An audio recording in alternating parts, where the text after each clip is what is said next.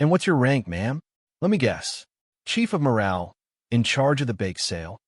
The crowd of young officers and enlisted technicians tittered with nervous laughter. Commander Davies, new to his post and smelling of the starched arrogance of unearned authority, gestured with a dismissive wave toward the woman standing quietly by the server racks. She was older, her uniform immaculate but worn, her hair graying at the temples and pulled back in a severe regulation bun. She held a simple data pad, her eyes scanning its contents, offering no reaction, no flicker of anger or embarrassment. Her silence was a wall, smooth and unbreachable, against which his sarcasm broke and dissipated. But over in the observation deck, looking down through the polarized glass, General Marcus Thorne leaned forward, his eyes narrowing not on the preening commander, but on the woman. He didn't see a records clerk or a support staffer.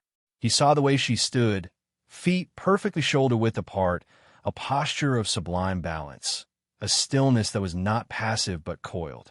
He saw the quiet competence that radiated from her like heat from desert asphalt. If you believe that true respect is earned in silence and proven through action, type competence below.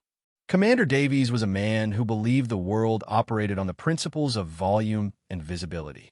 He had a booming voice, a chest full of ribbons earned in staff positions far from the grit and chaos of genuine conflict, and a firm conviction that his rank was a direct measure of his wisdom.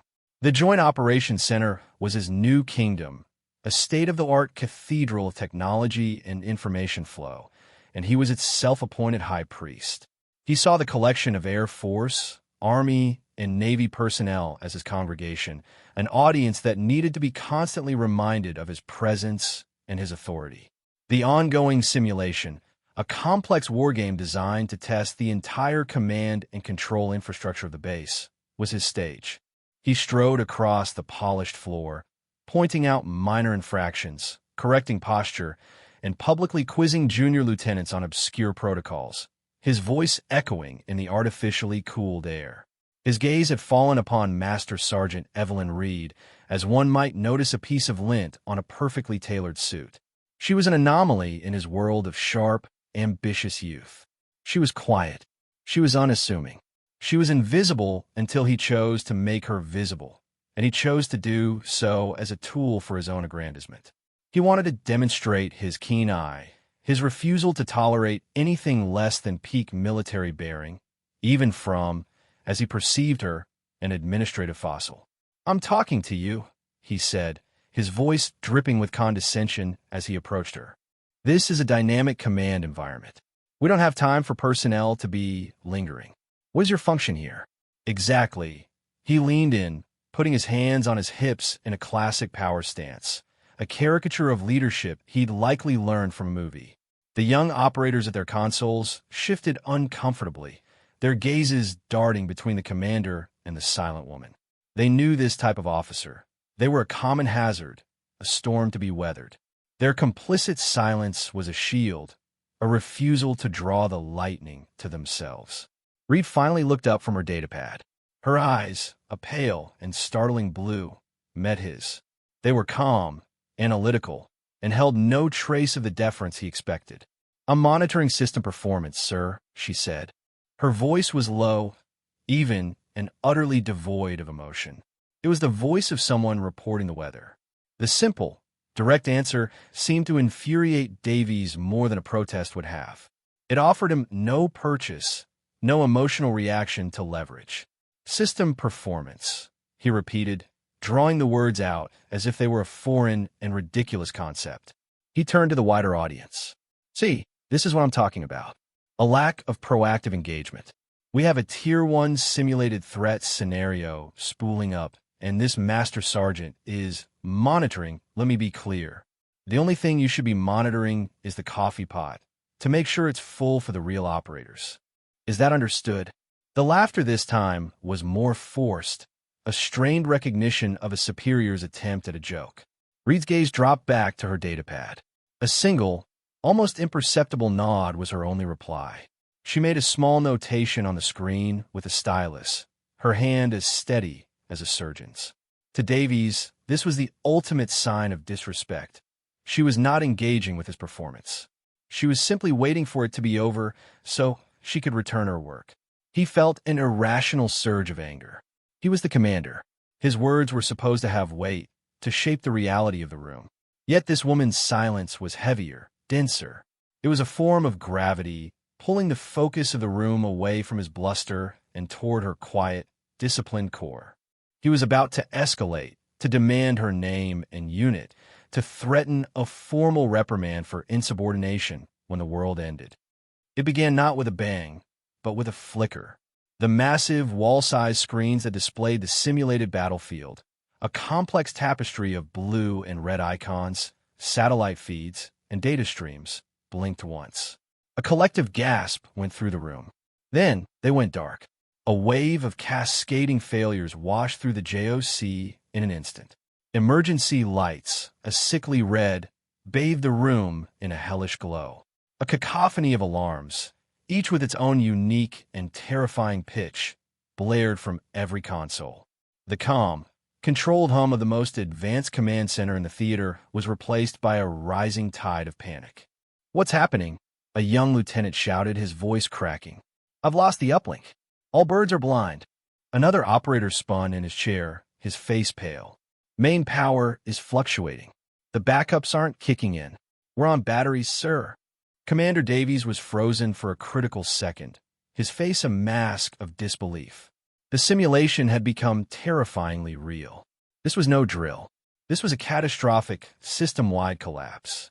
His authority, so absolute moments before, evaporated into the chaotic air. "Get it back online," he yelled, his voice a thin reed against the storm of alarms. "Talk to me. What's the status?" His orders were just noise, adding to the confusion. He was a captain on a ship whose rudder had just been sheared off, spinning commands into the void. The technicians, trained for this but never having experienced a failure of this magnitude, scrambled, their actions bordering on frantic. They spoke in a rapid-fire language of acronyms and error codes, their voices tight with stress. "Negative, sir. The entire network is down. It's not just the satellite link. The fiber optics are dark too. It's a core failure. The diagnostic server isn't responding. It's like the whole system just had a stroke." Davies strode toward the main console, trying to project an image of control, but his movements were jerky, his eyes wide.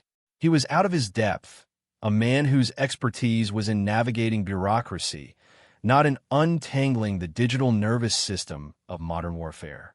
He jabbed a finger at a screen, showing a cascade of red error messages. "Well, reboot it. Do a hard reset," he commanded. A senior technician, a tech sergeant with sweat beading on his forehead, looked back at him with barely concealed contempt. "Sir, we can't. A hard reset could fry the primary memory core. We'd lose everything. We have to isolate the fault, but we can't even get into the system to do that." The room was descending into a controlled form of despair. The red lights seemed to pulse with the panicked heartbeats of everyone inside. The weight of what this failure meant was beginning to settle in. They were deaf, dumb, and blind. An entire theater of operations, with assets in the air, on the ground, and at sea, was now operating without its brain. In the midst of this escalating chaos, a single point of calm emerged. Master Sergeant Evelyn Reed set her datapad down on a vacant console, the movement precise and unhurried.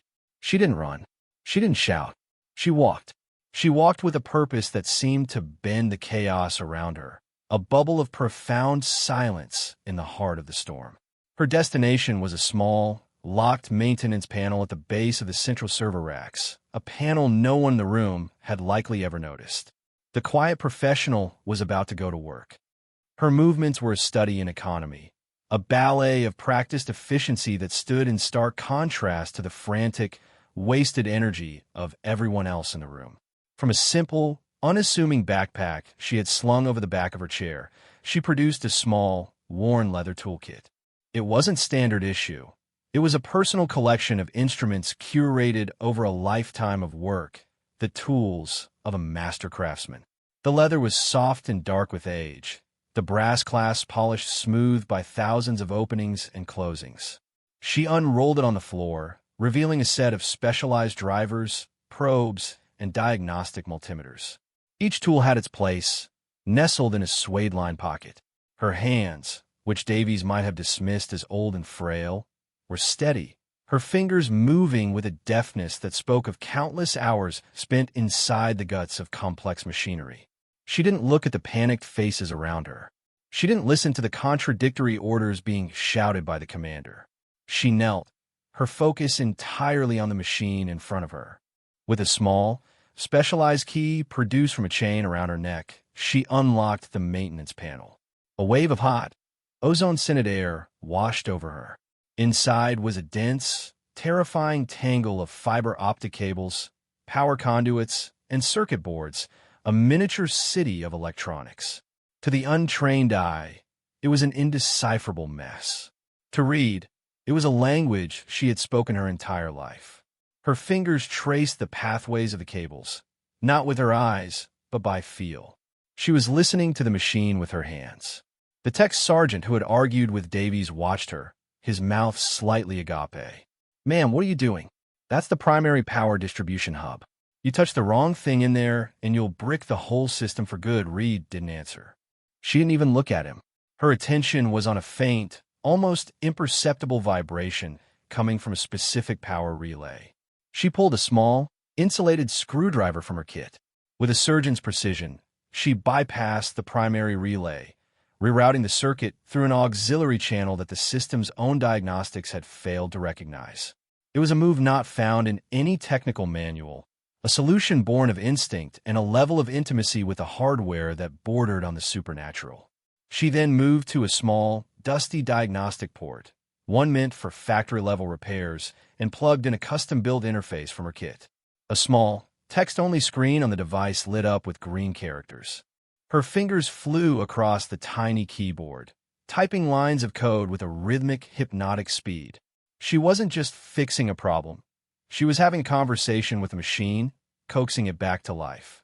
The frantic shouting in the JOC began to subside, replaced by a growing awareness of the silent, focused activity at the server rack. One by one, the operators and officers turned from their dead screens to watch her. Commander Davies, who had been berating a junior officer near the entrance, fell silent, his words catching in his throat as he saw the entire room's attention fixated on the woman he had just publicly humiliated. A deep, profound silence began to settle over the command center, a silence far more complete than the one her quiet presence had commanded earlier. The cacophony of alarms ceased, not because the problem was fixed, but because Reed had manually muted the audible alert system from the core command line, silencing the panic so she could hear the machine think. In the stillness, the only sounds were the soft click of her tools and the gentle tapping of her fingers on the keypad. Then, a single LED on the main server rack, one that had been blinking a frantic red, turned a solid, hopeful amber. A collective breath was held. Another light turned amber. Then, with a soft, satisfying chime that echoed in the cavernous silence, the first light turned green. A second later, another followed. A wave of green lights swept across the board, and with a deep, shuddering hum, the main cooling fans for the entire system spooled back to life. On the massive wall display, a single line of system text appeared. Core reboot sequence initiated. The entire base was about to come back online. The deed was done. General Marcus Thorne stepped through the main blast doors of the Joint Operations Center at the precise moment the wall-sized screens flickered back to life, not with the wargame simulation, but with the crisp, clean default display of the operational network. He walked into a room frozen in time, a tableau of stunned disbelief. Every single person, from the lowest-ranking airman to Commander Davies himself, was standing motionless, their eyes locked on the unassuming figure of Master Sergeant Evelyn Reed, who was now calmly wiping down her tools with a soft cloth before placing them back at her leather roll. The silence was absolute, heavier and more complete than any he had ever experienced in a command center. It was the silence of a miracle, the quiet that follows an event so far outside the bounds of expectation that the mind requires time to process it. Thorne's gaze swept the room, taking in the scene with the practiced eye of a man who had seen everything war and bureaucracy could throw at him. He saw the green system's status boards, a beautiful, uniform sea of operational readiness. He saw the pale, shocked face of Commander Davies, whose arrogance had been sandblasted away, leaving behind the raw, exposed look of a man who had just witnessed something that fundamentally broke his understanding of the world. And he saw Reed, kneeling on the floor, her work finished, her posture one of humble, focused completion. She was oblivious to the awe she had generated, her attention solely on the care of her tools. The general's aide, a young, sharp-eyed captain, leaned in and whispered, "Sir, initial reports say we had a total core failure." The entire theater was dark for 7 minutes. The technicians are unsure how it was restored. General Thorne gave a slow, deliberate nod. He was not unsure. He had seen this kind of quiet, impossible competence before in the smoking ruins of server rooms in Baghdad and in the frozen, windswept plains of Afghanistan. It was the signature of a very specific type of operator, a ghost in the machine who existed in the spaces between official rosters and published capabilities. He ignored Commander Davies completely, his stride purposeful as he walked across the JOC floor, his boots making no sound on the polished surface. The operators parted before him like the Red Sea, their eyes following him with a mixture of fear and reverence. He did not stop at the main command console. He did not ask for a report. He walked directly to a high-security terminal in the corner of the room, one reserved for the highest levels of command, and placed his palm on the biometric scanner. The screen came to life, requesting his credentials. He turned to his aide. "Captain, I want a full service record. Active duty." Master Sergeant Evelyn Reed, the captain, looking bewildered, quickly moved to comply, typing the name into the secure search field. He looked back at the general, his brow furrowed in confusion. "Sir, there are multiple flags on this file. It requires level 4 Omega clearance. My credentials are not high enough." General Thorne simply held out his hand for the keyboard. He typed in a long, complex alphanumeric code, a string of characters known to only a handful of individuals in the entire Department of Defense. The screen flickered and the file opened. The mystery of Master Sergeant Reed was about to be made public. The contents of the file scrolled onto the screen, and General Thorne began to read, his voice calm, authoritative, and utterly devoid of drama. Yet every word he spoke landed like a hammer blow in the silent room, shattering the assumptions and prejudices that had filled the space just minutes before. He didn't read it like a report. He recited it like an honor roll, a testament to a career spent in the shadows at the absolute tip of the spear. Name, Reed Evelyn M. Rank, Master Sergeant, United States Air Force. He began, his voice carrying to every corner of the JOC. Primary specialty, 27 Alpha 9, Special Operations Communications and Systems Architect. That's a classification. For those of you who don't know, that officially doesn't exist. A murmur went through the assembled technicians. They all knew the official MOS and AFSC codes. They had never even heard of 27 Alpha 9. Unit history, Thorne continued, his eyes fixed on the screen. Assigned to the 24th Special Tactics Squadron. Attached to Joint Special Operations Command Developmental Group. Temporary duty assignments with, well, the next 5 lines are just redacted blocks of text. He paused, letting the weight of that statement sink in. The 24th STS and DevGru were the stuff of legend, the absolute elite of the special operations world. The idea that this quiet, middle-aged woman was not just attached to them, but had a primary role within them, was so incongruous it bordered on the absurd. Combat deployments. The general's voice grew quieter, more reverent. Operation Enduring Freedom, 6 tours. Operation Iraqi Freedom, 5 tours. Operation Nomad Viper, that one's redacted too. Total of 17 forward deployments to active combat zones. He looked up from the screen, his gaze sweeping over the young faces in the room, many of whom had never been outside the wire. 17. He let the number hang in the air. Special qualifications. Master Parachutist with Combat Jump Star.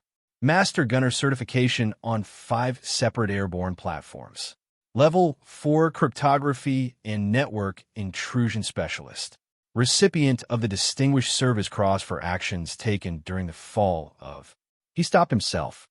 For actions taken in 2004. Recipient of the Silver Star with 2 oak leaf clusters. The Bronze Star with Valor Device, 3 times. The Airman's Medal for pulling a pilot from a burning sea, 130. A Purple Heart, the list went on. With each award, with each qualification, the legend of Master Sergeant Reed grew, and the stature of Commander Davies visibly shrank. He seemed to be physically diminishing, his shoulders slumping, his face draining of all color. He was a man watching his entire worldview being dismantled, piece by piece, by an undeniable, authoritative truth. When the general finished, he turned off the monitor. The screen went dark, but the information he had revealed now illuminated the room, casting everyone and everything in a new light. He turned and faced Reed, who had finally finished packing her toolkit and had risen to her feet. She stood at ease, her hands clasped behind her back, her expression unchanged. She had not sought this validation. It had been thrust upon her. General Thorne took one step forward. In a move that sent a shockwave of disbelief through every officer present, he drew himself up to his full height, his back ramrod straight, and rendered the sharpest, most formal salute he was capable of. It was not the casual salute a general gives a subordinate. It was the salute of a soldier to a revered equal, a gesture of profound and deeply earned respect that transcended rank. Master Sergeant Reed, he said, his voice resonating with sincerity. It's an honor to see you're still keeping the lights on. The entire theater of operations is in your debt. Reed simply returned the salute, her own just as crisp, just as perfect. Just doing my job, General, she said. Her first unsolicited words since the crisis began. And with that, the formal validation was complete. The story of what happened in the JOC didn't just spread, it detonated. It moved through the base like a pressure wave, traveling from the command center to the maintenance bays, from the pilots' ready rooms to the enlisted mess halls.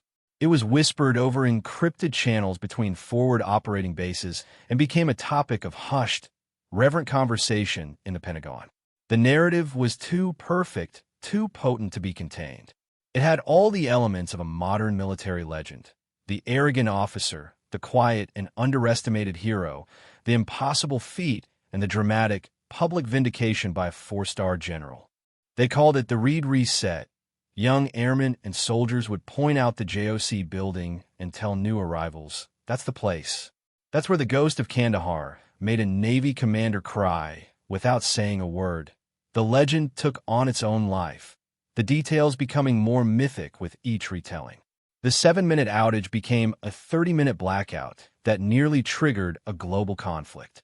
Reed's toolkit became a bag of magical implements she had built herself in a secret lab. The truth was dramatic enough, but the legend was irresistible. For Commander Davies, the aftermath was a crucible. He was not formally reprimanded. General Thorne knew that public humiliation was a far more effective and lasting punishment than a mark on a service record. Davies was left in command, a decision of calculated wisdom on the general's part. Stripping him of his post would have made him a martyr. Leaving him there forced him to confront the consequences of his arrogance every single day. He had to face the operators who had witnessed his failure. He had to walk past the server racks that now stood as a monument to his ignorance. The change in him was slow, painful, but genuine. The bluster was gone, replaced by a quiet, watchful humility.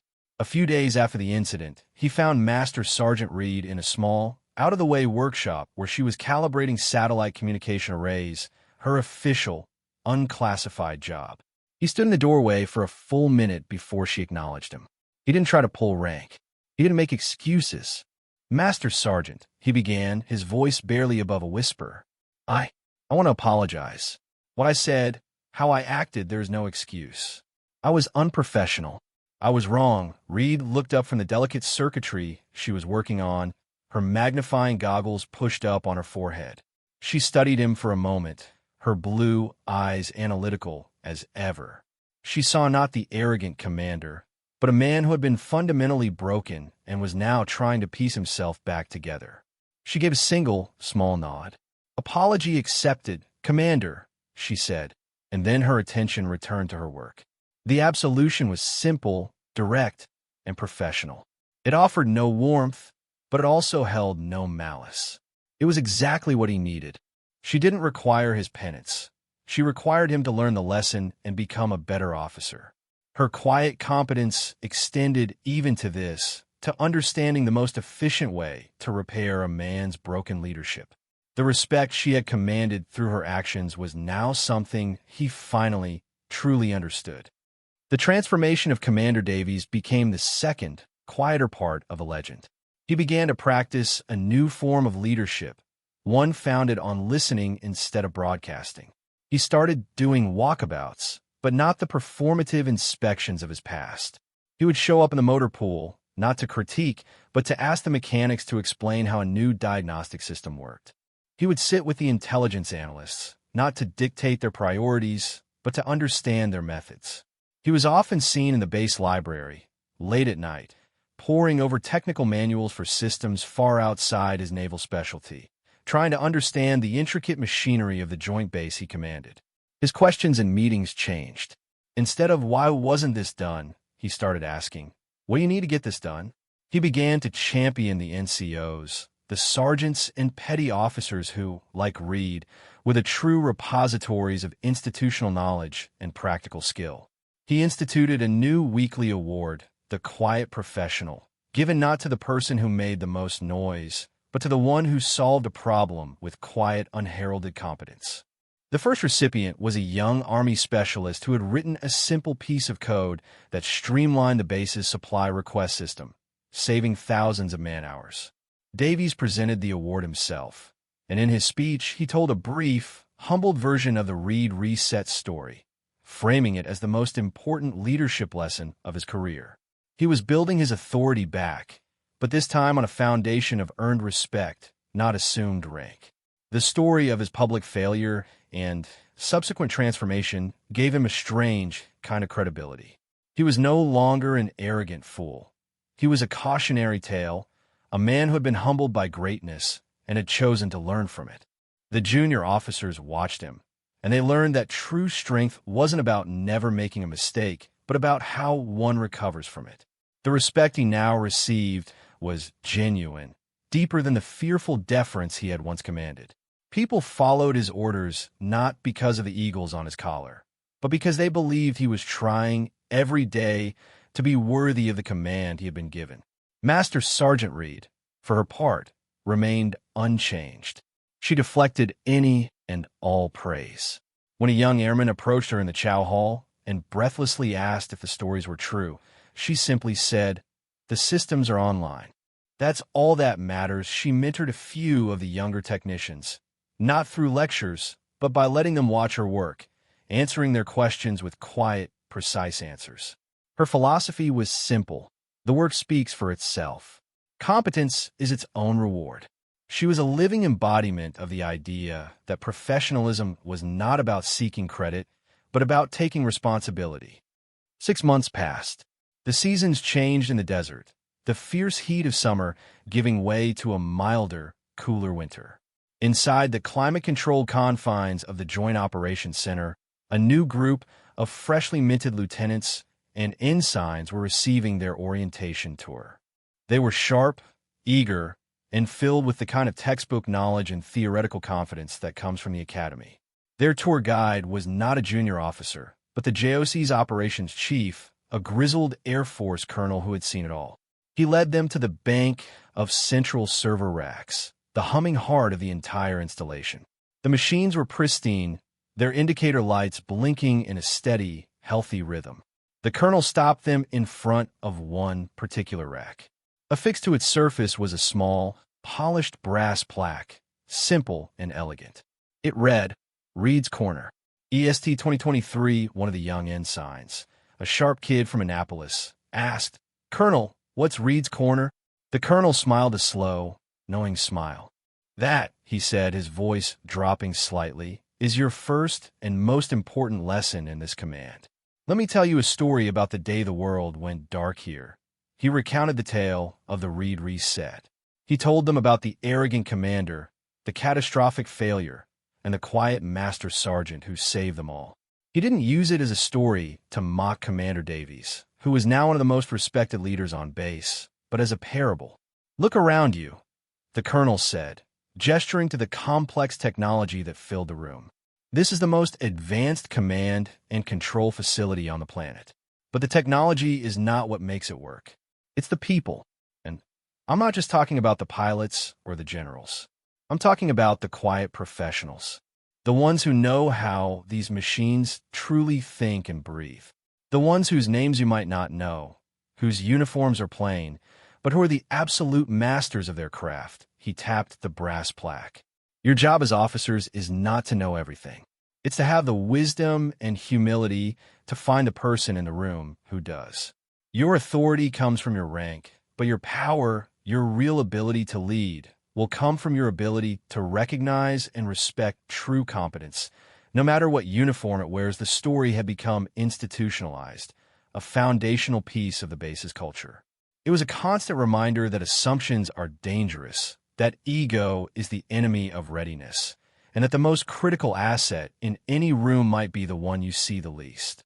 The name Evelyn Reed was rarely spoken, as she herself had long since moved on, transferred to another classified assignment in another part of the world, leaving behind nothing but a perfectly functioning system and a legend that now guided a new generation of leaders. Her legacy wasn't in the brass plaque.